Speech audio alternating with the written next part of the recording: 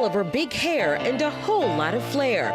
Right now at 10, remembering the Queen of Bourbon Street. New Orleans has everything. We have a little bit of Paris. We have so much of Europe that's right here in this French Quarter. Famed nightclub owner and dancer Chris Owens died today at the age of 89. A look back at how she quickly became a legend in the city. When she walked into a room, she was bigger than life. And how the adopted home she loved will remember her in true New Orleans, true Chris Owens style. The Eyewitness News at 10 starts now. Good evening and thank you for joining us. I'm Sharice Gibson. And I'm Katie Moore. Chris Owens died this morning from a heart attack, but what a life she led. Certainly. She first opened a nightclub in the city in the 1950s, and it's been lighting up the New Orleans entertainment world ever since. Mike McDaniel spoke with some of the people who knew her best. This is where Chris Owens made a name for herself, her club a landmark here in the French Quarter. The entrance now adorned with flowers to remember a legend. From her stage to her famous balcony overlooking Bourbon Street, Chris Owens electrified and helped define New Orleans nightlife. When she was on that stage, she was the happiest and she was very dynamic, as we all know.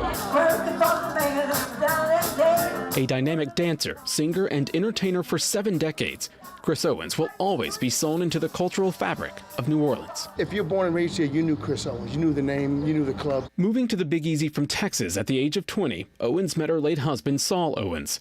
With her love for entertaining, the couple bought the building at the corner of Bourbon and St. Louis. And at the age of 23, Chris Owens was a star who only got brighter. She never ever let the fame go to her head. She never refused to take a picture. She never refused to say a kind word.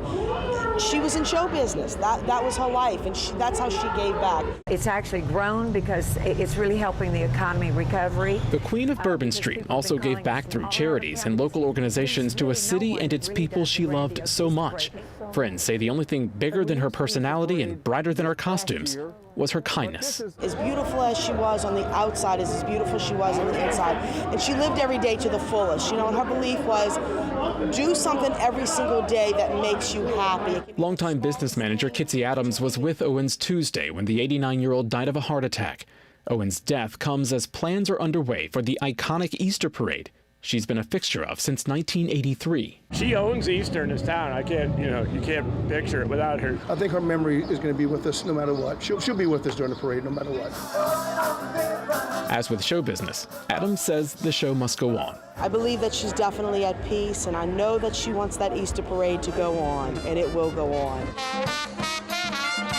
Moving on won't be easy, though, especially for those who knew her best, like her security guard, Kevin Hubble, who says Owens was more than a boss.